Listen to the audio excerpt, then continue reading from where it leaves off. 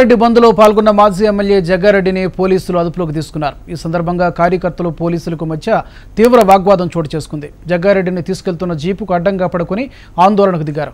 అడ్డుపడిన కార్యకర్తల్ని బలవంతంగా అదుపులోకి తీసుకున్న పోలీసులు జగ్గారెడ్డిని జోగుపేట స్టేషన్కు తరలించారు.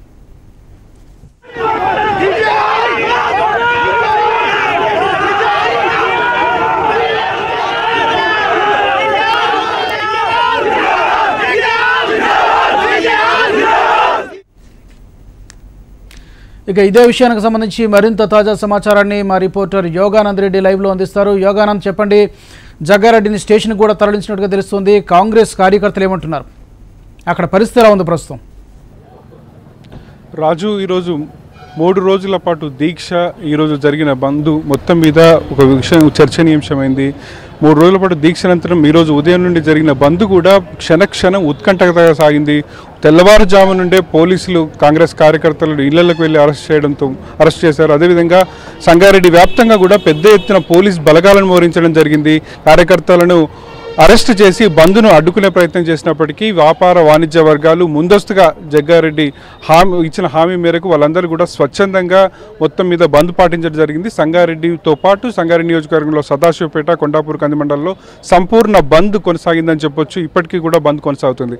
మొత్తం మీద చూస్తుంటే సంగారెడ్డికి రాకముందే హైదరాబాద్కు సంగారెడ్డిలో అడుగుపెట్టే ముందే అరెస్ట్ చేయాలని చెప్పి పోలీసులు పొద్దు నుండి విపరీతమైన ప్రయత్నాలు చేయడం జరిగింది. ఔటర్ రింగ్ రోడ్ వద్ద, ముత్తంగి వద్ద దాదాపు 100 మంది పోలీసు బలగాలతోటి వాహన తనిఖీలు సైతం నిర్వహించారు. ప్రతి వాహనాన్ని 1 by 1గా చెక్ చేస్తూ కూడా వచ్చారు. ఖచ్చితంగా అక్కడనే అరెస్ట్ చేసి హైదరాబాద్ తరలించాలి, సంగారెడ్డికి రానియకూడదు. సంగారెడ్డిలో జగ్గారెడ్డి వస్తే బంద్కు సంబంధించి ఇంకేమైనా టెన్షన్ వాతావరణం నెలకొంటుందేమన్న పోలీసుల అపోహతోటి ఈ ప్రయత్నాలు చేశారు. అయినప్పటికీ కూడా పోలీసుల కళ్ళుగప్పి జగ్గారెడ్డి సంగారెడ్డికి చేరుకోవడం జరిగింది. సంగారెడ్డి రామ్ మందిర్ వద్ద ఇదైతే ప్రభుత్వ వైఖరికి నిరసనగా, మెడికల్ కాలేజీలో అవలంబిస్తున్న ప్రభుత్వ వైఖరికి నిరసనగా అక్కడ ధర్నా సైతం నిర్వహించింది. ధర్నా చేస్తున్న జగ్గారెడ్డిని పోలీసులు అరెస్ట్ చేస్తారు. మొత్తం మీద మనం విజువల్లో కూడా చూసాం. మొత్తం మీద ఒక టెన్షన్ వాతావరణం నెలకొంది. ఒకవైపు పోలీసుల అరెస్టులు, మరోవైపు కార్యకర్తలకు జీబును అడ్డుకోవడం, మొత్తం మీద ఒక రకమైన ఉత్కంఠత వాతావరణం నెలకొంది. ప్రస్తుతం జగ్గారెడ్డిని అరెస్ట్ చేసి జోగిపేట పోలీస్ స్టేషన్ తీసుకురావడం జరిగింది. ఇప్పుడు మనతో పాటు జగ్గారెడ్డి ఉన్నారు. సార్, చెప్పండి, అసలు ఈ అరెస్ట్ కానీ ఈ నిర్బంధాన్ని కానీ ఏ విధంగా చూస్తారు?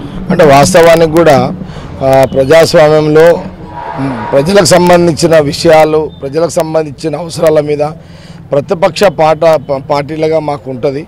అందులో భాగంగానే ఈ యొక్క మెడికల్ కాలేజు సంగారెడ్డి గవర్నమెంట్ హాస్పిటల్లో శాంక్షన్ ఇచ్చి జీవో ఇష్యూ చేసి స్వయంగా ముఖ్యమంత్రి కేసీఆర్ గారు వచ్చి శంకుస్థాపన చేయాలని గత 2 సంవత్సరాలుగా మేము పోరాటాలు చేస్తున్నాము. ఈ 3 రోజులు కూడా నిరవధిక దీక్షలు. ఈరోజు బంద్ స్వచ్ఛందంగా వ్యాపార వాణిజ్య, అట్లాగే సినిమా థియేటర్స్, పెట్రోల్ బంకులు, హోటల్స్ కూడా, చిన్న చిన్న దుకాణాలు కూడా స్వచ్ఛందంగా బంద్ పెట్టడం జరిగింది. ఇక్కడ డిమాండ్ ఉంది. ఎందుకంటే సంగారెడ్డి హాస్పిటల్కి సంబంధించి ఇక్కడ దాదాపు ఒక 1000 మంది అవుట్ పేషెంట్లు, ఏ చిన్న ఇబ్బంది కలిగిన ప్రజలందరూ కూడా మరి గవర్నమెంట్ హాస్పిటల్ ట్రీట్మెంట్కి వెళ్తారు. మెడికల్ కాలేజ్ అక్కడ రావడం వల్ల మరి అందులో డాక్టర్స్ యొక్క ఫెసిలిటీ ఉంటుంది, అట్లాగే ఎక్విప్మెంట్స్ ఉంటాయి. అందుకోసమనే మేము 2013లో ట్రై చేసినాము. అప్పుడు తెలంగాణ ఉద్యమం నడుస్తుంది, కొన్ని ఫైల్స్ మూవ్ కాలేదు. అదే టైంలో ఎన్నికలు వచ్చినాయి, మా ప్రభుత్వం ఓడిపోయింది కాంగ్రెస్. దాని తర్వాత మేము ప్రాసెస్ చేయలేకపోయినాం.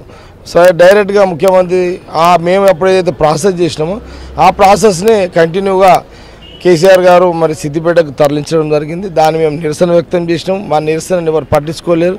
స్థానిక ఎమ్మెల్యే కూడా అతని యొక్క ప్రయత్నం అంటూ జరగలేదు, అతని మాట ఎవరు వినిపించుకోలేదు.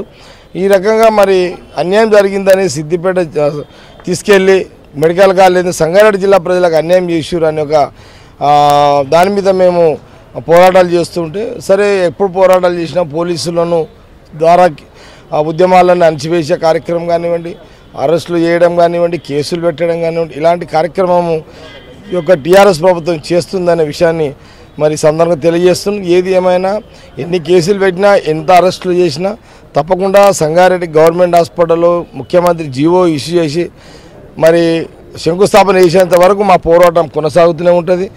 రేపు భవిష్యత్తులో కార్యాచరణ కూడా చేయబోతున్నాము. ఇంకా ఉద్యమాలు ఉధృతం చేస్తాము. అవసరం అనుకున్న రోజు సంగారెడ్డి జిల్లా నుంచి మరి పాదయాత్రగా వెళ్ళి మరి ప్రగతి భవన్ ఏదైతే ఆయన ఒక క్యాంప్ ఆఫీస్ ఉందో తప్పకుండా ఆయన ఇల్లును ముట్టడిచ్చే కార్యక్రమం చేపడతాం. దాని ద్వారా మా యొక్క నిరసన తీవ్రతను కూడా మెడికల్ కాలేజ్ విషయంలో చెప్పడం జరుగుతుంది. అంత నిన్న మీ ప్రసంగం తర్వాత 50 మంది మీతో పాటు 50 మంది మీద పోలీసులు కేసు పెట్టుకున్నారు. వాస్తవానికి కూడా మరి పోలీసులు మేము మరి ప్రజాస్వామ్య పద్ధతిలో ఎలాంటి వైలెన్స్ లేకుండా మేము ఉద్యమాలు చేస్తున్నా కూడా పోలీసులు మా మీద కేసులు బనాయించడం జరుగుతున్నది. దాదాపు 50 మంది మీద కేసులు పెట్టిర్రు.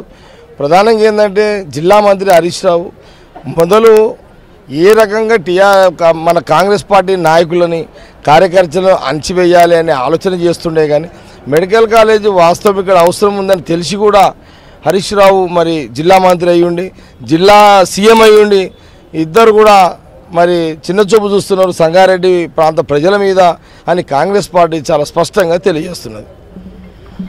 ఇది జగ్గారెడ్డి చెప్తున్న పరిస్థితి. ఖచ్చితంగా మెడికల్ కళాశాల సాధించే వరకు ఉద్యమం ఆపే ప్రసక్తే లేదంటున్నారు.